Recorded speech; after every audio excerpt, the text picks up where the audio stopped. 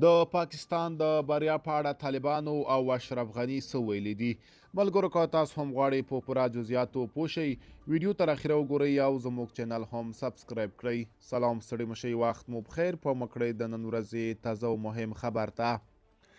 د پاکستان پر وړاندې د افغانستان د کرکټ د ملي لوبډلې بریا ګڼ غبرګونونه پارولي دي. د پاکستان په وړاندې د افغانستان د کرکټ د ملي لوبډلې بریا ګڼ غبرګونونه پارولي دي. د افغانستان یو شمېر پخوانیو سیاستوالو له هغې ډلې محمد اشرف غني او حامد کرزي د پاکستان پر وړاندې بریا تاریخي بللې او د دغه لوبډلې د راتلونکو لوبو د بریا هیله یې کړې ده.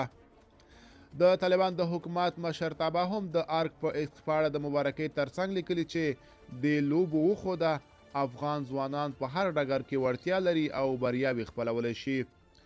د کرکټ نړۍ پیژندل شوی پخوانی لوبغاړی سچن ټنډولکر لیکلي چې په روان جام کې د افغانستان لوبې فوقالعاده دي.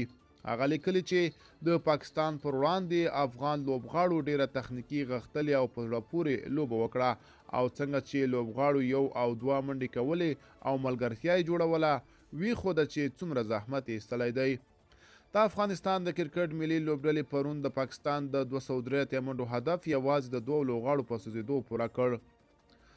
تاسو د اشرف غني او طالبانو په اړه څه نظر لرئ؟ موږ ته یې کومنټ کې ولیکئ. تر بیا ښه وخت، ښې چارې.